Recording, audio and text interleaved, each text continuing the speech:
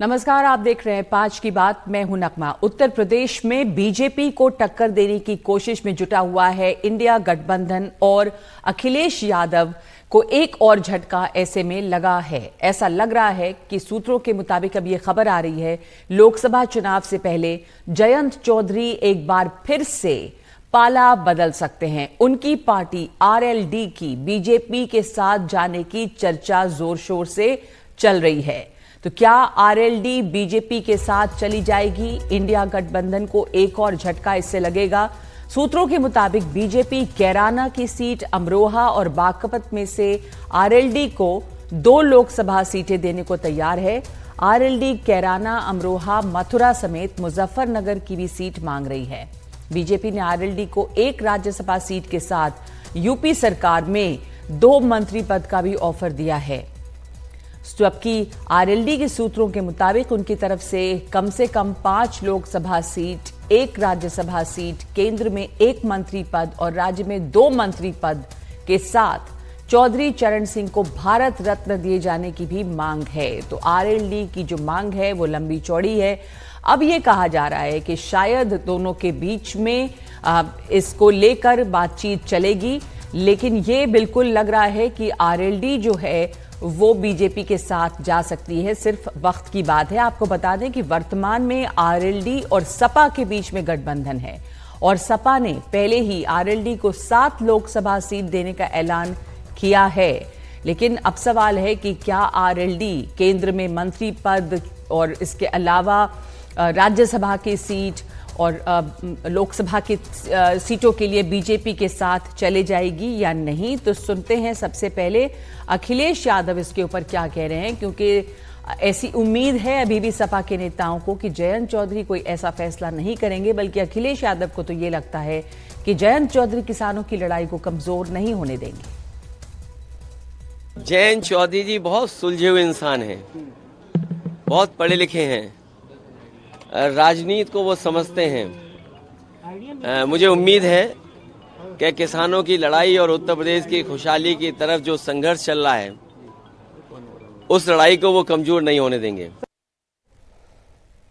तो जयंत चौधरी क्या इस लड़ाई को कमजोर नहीं होने देंगे या फिर आरएलडी अपने फायदे को देख रही है? इस समय समाजवादी पार्टी नेता शिवपाल यादव भी कह रहे हैं कि जयंत चौधरी एनडीए में नहीं जाएंगे, वो बीजेपी को हराने में मदद करेंगे। क्या कहेंगे आरएलडी कहाँ जा रही है? देखिए, जयंत को मैं अच्छी तरह से जानते हैं, वो सेकुलर लोग हैं और ये देखिए भारतीय जनता पार्टी के द्वारा मीडिया के माध्यम से भ्रमित किया जा रहा है, तो वो कहीं नहीं जा रहे। वो मजबूती के साथ इंडिया गठबंधन में रहेंगे और भारतीय जनता पार्टी को हराने का काम करेंगे। समाजवादी सांसद डिंपल यादव भी इस पर क्या कह रही हैं और साथ साथ दूसरे दलों को भी सुनते हैं इसके ऊपर कि क्या आरएलडी एनडीए के साथ जा सकती है।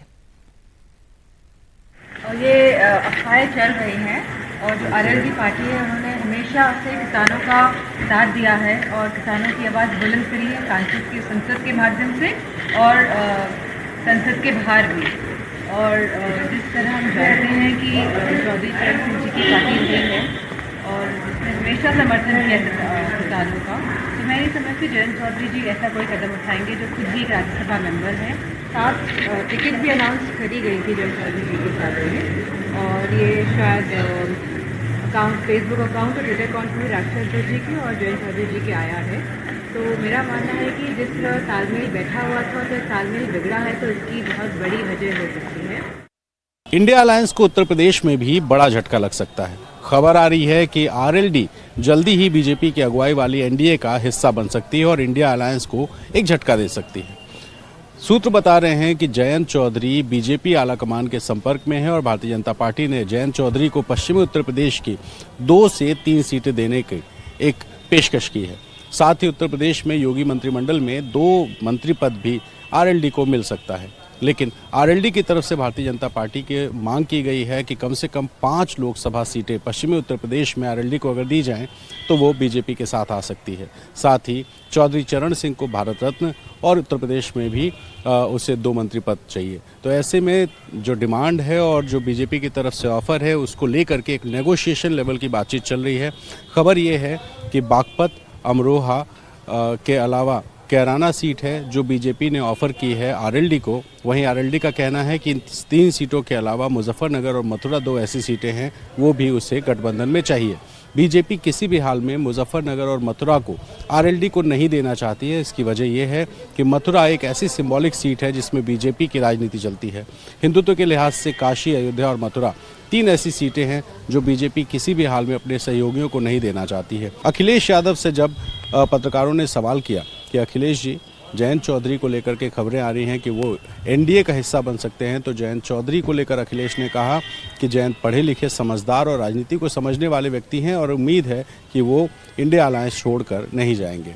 समाजवादी पार्टी ने इससे पहले 7 सीटें आरएलडी को देने की घोषणा की थी और कांग्रेस को 11 सीटें देने का भी ऐलान अखिलेश यादव कर चुके हैं। ऐसे में अब क्या इंडिया अलायंस में जयंत चौधरी जैसा एक पार्टनर पश्चिमी उत्तर प्रदेश में रहेगा या फिर वो एनडीए के साथ शामिल हो जाएंगे, ये बड़ा सवाल है। लेकिन सूत्र बता रहे हैं कि बहुत जल्दी भारतीय जनता पार्टी अपने एनडीए अलायंस में एक और पार्टनर बढ़ा सकती है और वो पार्टनर आरएलडी हो सकता है।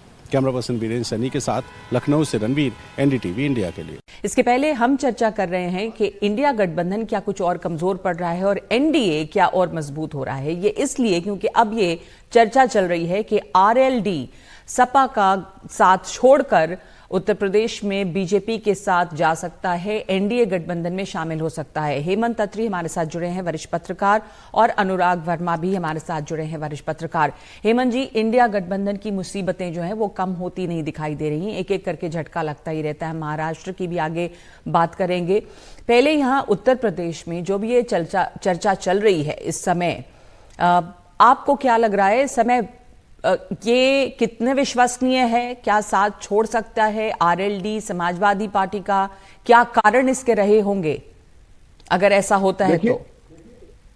देखिए रगमा जी, इसमें ये डील अब लगभग शुरुआती चरण में नहीं, इसको आप फाइनल क्लोजर की तरफ कह सकते हैं। और इसका सबसे पुख्ता संकेत ये है कि जो अजीत सिंह की जयंती पर 12 फरवरी को जो छपरौली में रैली होने वाली थी उसको जयंत चौधरी ने कैंसिल कर दिया है।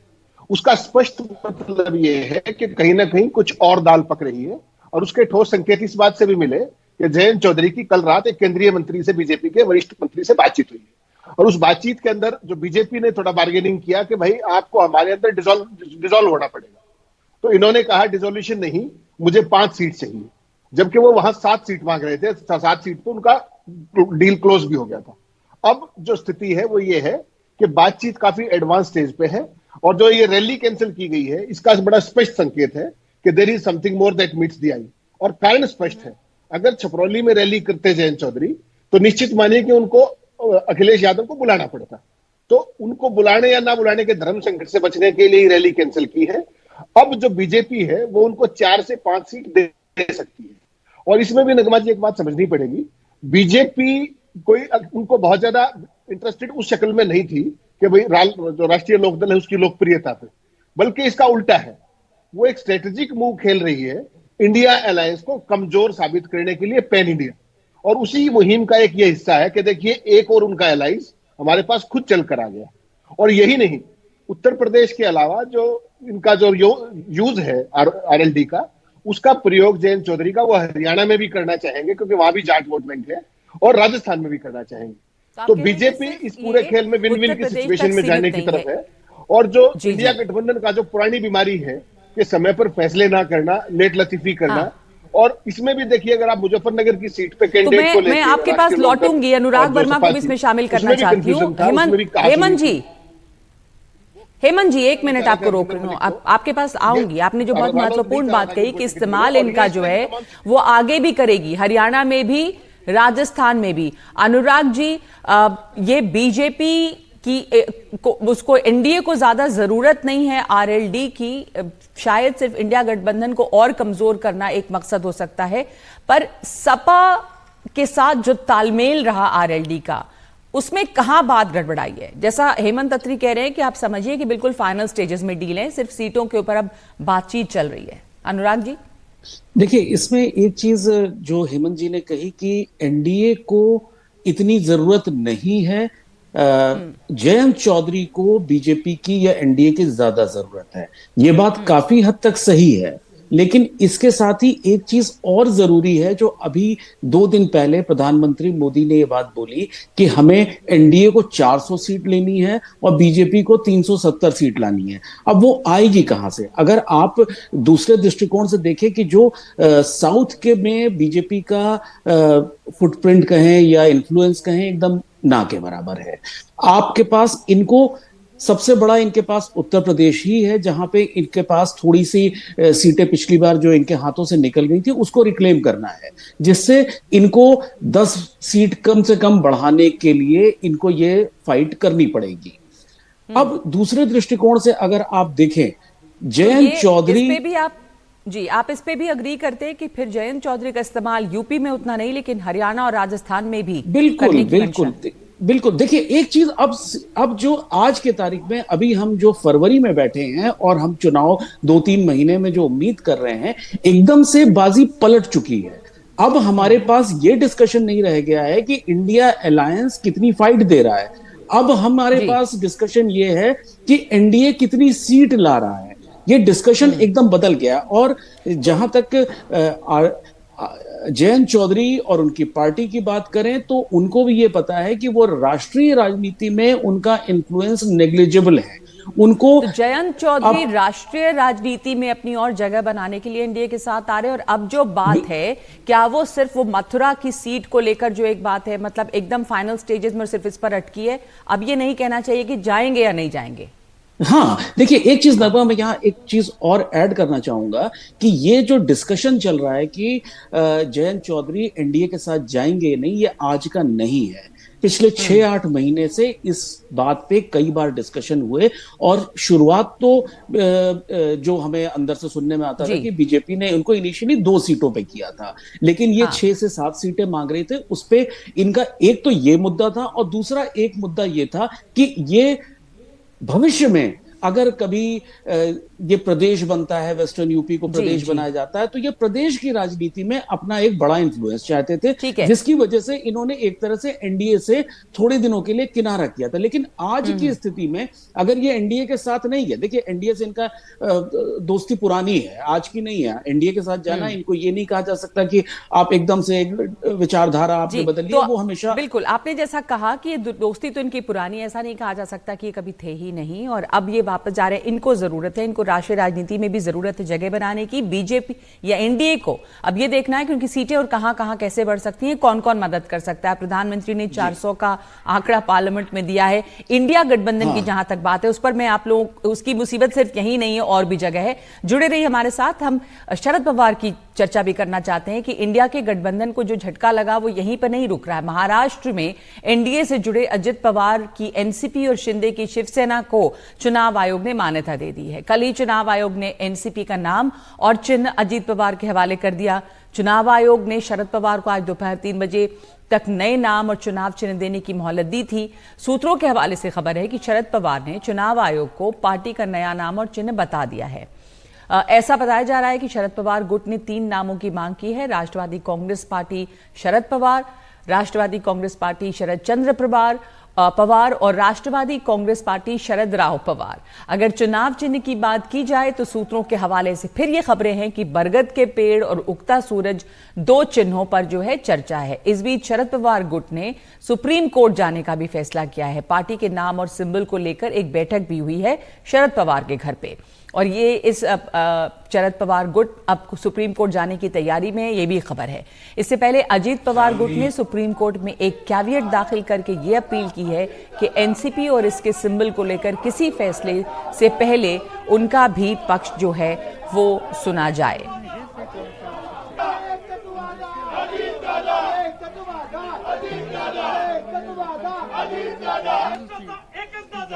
तो ये है शरद पवार और उनके गुट की मुश्किल।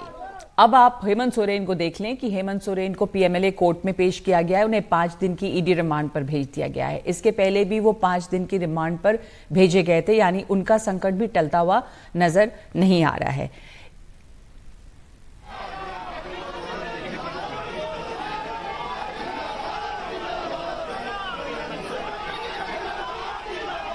तो हेमंत सोरेन 5 दिन की ईडी रिमांड पर हैं और दिल्ली के मुख्यमंत्री अरविंद केजरीवाल को भी समन दे दिया गया है। ईडी की शिकायत पर अब राउज एवेन्यू कोर्ट ने केजरीवाल को समन जारी किया है। 17 फरवरी को अदालत में उन्हें पेश होना होगा। ईडी ने सीआरपीसी 190 के तहत शिकायत कोर्ट में शिकायत दर्ज कराई थी। शिकायत में आईपीसी 174 लगाई थी कि पब्लिक सर्वेंट होते हुए सरकारी आदेश की अवहेलना कर रहे हैं अरविंद केजरीवाल। तो हेमंत अत्री हमारे साथ जुड़े हैं, अनुराग वर्मा भी हमारे साथ जुड़े हैं। हम आरएलडी की बात कर रहे हैं कि वो एनडीए में जाएगी, जो लगभग तय लग रहा है अब, और किस तरह इंडिया गठबंधन कमजोर पड़ रहा है। पर इंडिया गठबंधन को झटका एक के बाद एक। हेमंत अत्री जी, अब आप या बाकी आप देख लें जो दूसरा कैंप है, चाहे हेमंत सोरेन देखें, केजरीवाल देखें, और इधर शरद पवार की इतनी बड़ी मुश्किल, और महाराष्ट्र में दोनों ही जगह, चाहे वो शिवसेना हो या फिर एनसीपी हो, ये एक जो दूसरा पक्ष है उसी के हक में फैसले गए हैं। तो इंडिया गठबंधन का जुटना तो दूर ही लगता है, धीरे धीरे करके बिखराव भी दिख रहा है इसमें। नहीं, निश्चित तौर पे नगमा जी, उसका सबसे बड़ा कारण ये है कि ठोस फैसलों का समय पर ना हो पाना, और जिससे बेचैनी बढ़ रही है एलाइंस के अंदर। आप देखिए जो लगातार जो स्थितियां हैं, रालोद का और इनका तो लगभग 7 सीटों पर फाइनल था, उसके बावजूद भी जिस तरीके से उनको उधर जाने की सोचनी पड़ी, उसका कारण स्पष्ट है कि 2 छोटी पार्टियां, सपा और स्टेट लेवल की तो पार्टियां हैं, उसमें भी मुजफ्फरनगर के प्रत्याशी को लेकर के पेच फंसा हुआ है। 7 सीटों पे कौन कौन सी होगी, 5 डिसाइड होगी, 2 बच गई। तो उस तरह की चीजें जो ठोस, जो एक निर्णायक स्थिति होती है, और कांग्रेस के साथ अभी तक सीटें यूनिलैटरली डिसाइड कर दी कि इतनी सीटों पर आप लड़ेंगे सपा ने, लेकिन बैठ करके सीटों पर कोई बातचीत नहीं है अभी तक। यही बेचैनी तमाम पार्टियों के अंदर है। और ये जो इंडिया अलायंस के अंदर, जो मैं बार बार ये कहता हूं कि जो अनप्रोफेशनलिज्म है, एक तरफ भाजपा देखिए सत्ता में होते हुए इतना मेटिकुलसली एक एक चीज को बारीकी से प्लान कर रही है, और दूसरी तरफ जो इंडिया अलायंस की लीडरशिप है वो कितनी कैजुअली, जो नीतीश कुमार के जाने का भी एक बहुत बड़ा कारण यही बना, वहीं पे तालमेल नहीं हो पा रहा है। चीजें तालमेल जो रेगुलर तौर पे जिन चीजों को फाइनली क्लोज कर देना चाहिए, वो सारी आज तक यूं ही खुली पड़ी है, बिखरी पड़ी है। तो उसमें किसी भी पॉलिटिकल पार्टी को बीजेपी से इतने ठोस मजबूत प्रबंधन तंत्र से लड़ने के लिए समय भी चाहिए और रणनीति भी चाहिए। वो फिलहाल इंडिया अलायंस में कहीं ना कहीं नहीं दिखाई दे। आप ये साफ कह रहे हैं कि एक तो लैक ऑफ प्रोफेशनलिज्म है और तुरंत फैसले नहीं लिए जा रहे हैं, और आपने पहले से ही इतने बड़े बड़े गैप्स छोड़े हुए हैं जहां कोई भी पॉलिटिकल पार्टी दखल देके अपनी जगह बना सकती है। ये इंडिया अलायंस की समय समस्या है। अनुराग जी, इंडिया अलायंस में खुद जो पार्टियां हैं, आप देखें कि जब वो यात्रा भी जहां जहां जा रही है राहुल गांधी की, तो जो उनके सहयोगी हैं उनमें ही शिकायत है कि उन्हें बताया नहीं जाता। यहाँ अखिलेश यादव से भी पहले पूछा गया तो उन्होंने कहा मैं जब न्योता मिलेगा तब तो हम जाएंगे। अब खबरें आती हैं कि वो इस यात्रा में जुड़ेंगे। तो वहां आपसी तालमेल जो है वो पहले ही बड़ी पार्टियों में ही काफी कम नजर आ रहा है। तो इंडिया अलायंस का जो भविष्य है जी, इसमें सबसे पहली तो चीज, मैं एक चीज, मुझे बड़ा पॉलिटिकल विजडम पे कांग्रेस की और राहुल जी पे बड़ा आश्चर्य होता है कि आप जहां आज कुछ महीनों, कुछ दिनों दूर लोकसभा इलेक्शन से बैठे हैं और आप इस समय पे अगर यात्रा कर रहे हैं, तो चुनाव, देखिए, यात्रा से या मीडिया में खबरें बनने से चुनाव इतना नहीं होता है जितना आपने संगठन ग्राउंड पे कितना काम किया उससे चुनाव होता है। यहां आप, अगर आप दिल्ली में रहते हैं, दिल्ली में आप राजनीतिक दलों के ऑफिस के सामने से निकले, चाहे बीजेपी का स्टेट ऑफिस हो, चाहे बीजेपी का नेशनल हेडक्वार्टर हो, जिस तरह से वहां पे भीड़ भाड़, जो एक्टिविटीज दिखती हैं, वहीं आप कांग्रेस के ऑफिस के बाहर जाइए तो वहां पे सन्नाटा है, क्योंकि सारी मशीनरी जिसको चुनाव के काम करने में लगी होनी चाहिए थी वो यात्रा में लगी हुई है। तो आप चुनाव कैसे लड़ेंगे? आपकी पॉलिटिकल विजडम कहां गई कि इस समय आपने जो लोगों के टिकट्स डिसाइड करना, कैंडिडेट से मिलना, उसमें जो चुनावी रणनीति बनाना, उसमें होना चाहिए था। आपने सारी मशीनरी को उठा के अपनी यात्रा में लगा दिया। आपको भले ही मीडिया कवरेज मिल रही हो, आपको माइलेज मिल रही हो, आपके यूट्यूब पे व्यूज आ रहे हो, लेकिन आप उससे वोट में कन्वर्ट नहीं होगा। ये एक बहुत बड़ी चीज है, तो मानने एक वाली तो और जो समझने वाली है। न्याय यात्रा है वो खुद ही चुनाव के हित में नहीं काम करी, मतलब चुनाव में जितना फोकस जाना था वो कहीं और ही लग रहा है, अब वो यात्रा में बिल्कुल। लग रहा है। इंडिया अलायंस के जितने भी घटक दल हैं, अगर आप उसमें देखिए, आप एक बार लिस्ट एक बार देखिए, तो उसमें वोट भले ही कितने हो, लेकिन हर पार्टी में, हर दल में एक प्रधानमंत्री पद का दावेदार जरूर है। और नंबर दो चीज क्या है, अब इंडिया गठबंधन में कहीं ना कहीं एक डर सा हो गया है, या एक उसमें डिप्रेशन सा है कि अब भाई हम कहीं नहीं, किसी डायरेक्शन में नहीं जा रहे हैं। बिल्कुल। तो वही, इससे बेहतर ये है कि जोश है, दूसरी तरफ बहुत जोश है, बल्कि अब सीटों पे बात हो रही है। जैसा आपने पहले भी कहा कि अब वहां पे ये नहीं है कि जीतेंगे कि नहीं जीतेंगे, या कैसे इंडिया अलायंस मजबूत है या नहीं। अनुराग जी, आपने ये कहा कि अब तो प्रधानमंत्री ने सीटों की बात करी है और अब उस टारगेट को मीट करने पे काम हो रहा है कि कैसे वो नंबर पहुंचे। तो और इधर इंडिया अलायंस में जैसा आपने कहा कि घटक दलों में खुद ही हर जगह एक एक प्राइम मिनिस्टर पद के लिए लोग बैठे हैं, टकराव भी है।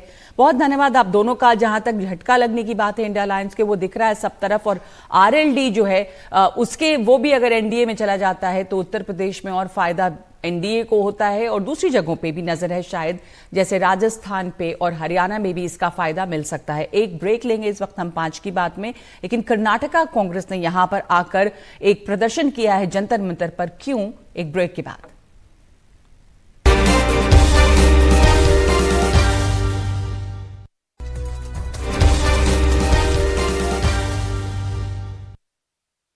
तो उत्तराखंड के मुख्यमंत्री पुष्कर सिंह धामी समान नागरिक संहिता से जुड़े बिल पर विधानसभा में चल रही बहस का इस समय जवाब दे रहे हैं, सुनाते हैं आपको। छत्ता नहीं था उस समय, महाराज जी छोटा छत्ता था। हम लोग अगर कुछ बोल भी देते तो विधायक लोग तो इतना सा कहीं एक छोटी सी क्लिप छप जाती थी। तो मेरे से पूछा उन्होंने कि भाई गोपाल सिंह राणा जी तो कह रहे हैं कि आपने नहीं करा ये काम तो उन्होंने कराया, उन्होंने शुरू करवाया। मैंने कहा मैं उनके बाद आया हूं, अब उन्होंने जो अच्छे काम किए हैं वो भी सब मेरे हैं, और जो उन्होंने छोड़ दिए हैं वो भी सब मेरे हैं। तो उन सब कामों को आगे बढ़ाने का काम, जो पुरानी गलतियां हैं उन पर नहीं बात करनी है। बस ये प्रश्न अनायास ही मन में आ जाता है कि आखिर आजादी के इतने वर्षों तक भी, लंबे समय तक राज करने वाले लोगों ने कभी बाबा साहब के सपनों को, उनके संकल्पों को, उनके विचारों को पूरा करने का काम नहीं किया। आखिर क्यों वो जो राष्ट्र नीति है उसको भूलकर केवल और केवल तुष्टीकरण की ओर बढ़ गए। स्वतंत्रता के पश्चात जो व्यक्तिगत नागरिक मामलों से कई संबंधित कानून बनाए गए, उनमें समान न्याय मिलने पर देशवासियों का जो सपना था वह भी दुविधा की भेंट चढ़ गया। इस अवसर पर हमको यह नहीं भूलना चाहिए कि ऐसी दुविधाएं और अंतर्द्वंद्वों का संज्ञान लेकर उच्चतम न्यायालय ने विभिन्न उच्च न्यायालयों द्वारा समय समय पर समान नागरिक संहिता की आवश्यकता पर जोर दिया है। और माननीय न्यायालयों की समान नागरिक संहिता के लिए जो टिप्पणियां हैं, अगर वो शुरू में अभी प्रीतम सिंह जी ने भी एक गुनाया था, वो चले गए केशव भारती वाला, मैं उनको अगर गिनाना शुरू करूं तो बहुत सारे उदाहरण हैं। केशवानंद भारती वर्सेज केरल सरकार के केस में भी उच्चतम न्यायालय का निर्णय आया था। 1985 का मोहम्मद अहमद खान वर्सेज शाहबानू बेगम के केस पर भी उच्चतम न्यायालय का निर्णय आया था। 1985 का Sarla Mudgal versus union of India के केस में भी उच्चतम न्यायालय का निर्णय आया था। 2000 तुम्हारी सहयोगी नीता शर्मा इस वक्त मौजूद हैं देहरादून में, और जब कल ये यूसीसी का प्रस्ताव आया असेंबली में, अब उसके ऊपर पुष्कर सिंह धामी जवाब दे रहे हैं, तो एक चीज नीता जिसके ऊपर काफी बहस हुई, सोशल मीडिया पे भी बहुत चर्चा है, वो है लिव इन रिलेशनशिप पर, जो उन्होंने यूसीसी में जो प्रपोजल है कि लिव इन रिलेशनशिप्स को भी रजिस्टर कराना होगा, और ये सवाल उठ रहे हैं कि ये फिर प्राइवेसी में हस्तक्षेप भी है और दूसरे जो रजिस्टर्ड मैरिजेस हैं उनसे कैसे अलग है। तो इसे लेकर कई तरह की चर्चा हो रही है ना, आप इस पर क्या बता पाएंगे हमें? बिल्कुल बिल्कुल नगमा, अभी मैंने कुछ देर पहले ही यहाँ की जो चाइल्ड एंड वेलफेयर मिनिस्टर हैं रेखा आर्या, उनसे बातचीत की थी। तो उनसे मैंने यही पूछा था, क्योंकि जब मैं यंगस्टर्स से बात कर रही थी तो वो कह रहे थे ये इन्वेजन ऑफ प्रिवेसी है और सरकार को क्या मतलब हम कैसे रह रहे हैं। तो उसके ऊपर उनका कहना था कि जब आप दिल खोल कर किसी के साथ रह रहे हैं तो ये सिर्फ सरसरी तौर पर एक रजिस्ट्रेशन है, ताकि दोनों पक्षों के ऊपर बाद में चल के कोई आरोप न लगे। क्योंकि हमेशा हमने देखा है कि इस तरह के केसेस होते हैं कि एक पक्ष दूसरे पक्ष के ऊपर आरोप लगाता है। बहरहाल उन्होंने कहा एक सेफगार्ड भी रखा है कि अगर 21 साल से कम की उम्र का होगा तो पेरेंट्स को भी इन्वॉल्व करना होगा। लेकिन मैं नगमा आपको यहाँ पे दिखाना चाहती हूँ, अभी मैं उत्तराखंड असेंबली पे खड़ी हूँ। यहाँ पे बाहर कैसे आप देख सकते हैं कि ढोल नगाड़े बजने यहाँ पर शुरू हो गए हैं। अंदर जो चीफ मिनिस्टर हैं वो जो है अपना बयान दे रहे हैं कि उन्होंने क्यों ये इम्प्लीमेंट किया। यहाँ पर आप देखिए कि किस तरह से बीजेपी ने एक अपना जो प्रोसेशन है उसे निकालने की तैयारी कर दी है। बताया जाता है कि जो चीफ मिनिस्टर हैं वो यहाँ से जो बीजेपी का मुख्यालय होगा वहाँ तक जाएंगे इस प्रोसेशन के साथ। लोगों में जो बेशक से कई लोग हैं जो क्वेश्चन कर रहे हैं, लेकिन बीजेपी इसे एक प्रोग्रेसिव मूव बता रही है। प्रधानमंत्री नरेंद्र मोदी ने राज्यसभा में राष्ट्रपति के अभिभाषण पर धन्यवाद प्रस्ताव का जवाब दिया है और प्रधानमंत्री ने कांग्रेस पर हमला बोलते हुए कहा कि सरकारी कंपनियों की बदहाली के लिए कांग्रेस जिम्मेदार है। प्रधानमंत्री ने LIC की खासतौर पर चर्चा की, कहा कि LIC को लेकर कितनी सारी बातें कही गई, लेकिन LIC के शेयर अब रिकॉर्ड स्तर पर पहुंच गए हैं। LIC को लेकर भी पता नहीं कैसे कैसे बड़े विद्वत्तापूर्ण बयान देते थे। LIC का ऐसा हो गया, LIC का वैसा हो गया, LIC का यूं हो गया। जितनी गलत बातें LIC को लिए बोलनी चाहिए बोली, और तरीका यही है किसी को बर्बाद करने, अफवाह फैलाओ, झूठ फैलाओ, भ्रम फैलाओ। और टेक्निक वही है।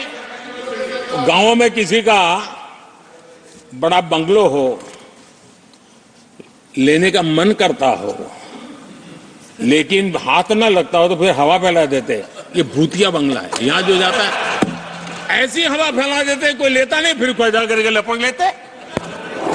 LIC क्या चलाया। मैं सीना तान करके सुनाना चाहता हूं, आंखें ऊंची करके सुनाना चाहता हूं, आज LIC के शेयर रिकॉर्ड स्तर पर ट्रेड हो रहे हैं।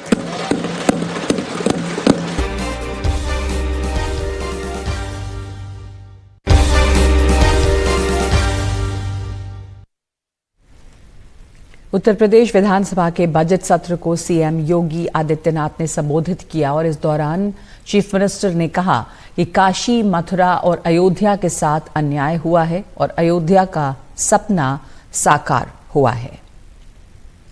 अयोध्या के साथ अन्याय हुआ, और महोदय जब मैं अन्याय की बात करता हूं तो हमें 5000 वर्ष पुरानी बात भी याद आने लगती है। उस समय पांडवों के साथ भी अन्याय हुआ था, और उस समय कृष्ण गए थे कौरवों के पास। उन्होंने भी कहा था बस दे दो केवल 5 ग्राम, रखो अपनी धरती तमाम। लेकिन दुर्योधन वह भी दे न सका, आशीष समाज की ले न सका। यही तो हुआ था अयोध्या के साथ, और यही हुआ काशी के साथ, और यही हुआ था मथुरा के साथ भी। हमने यही तो कहा, लेकिन यहां तो इस समाज सैकड़ों वर्षों से यहां की आस्था केवल 3 के लिए बात कर रही है, 3 के लिए।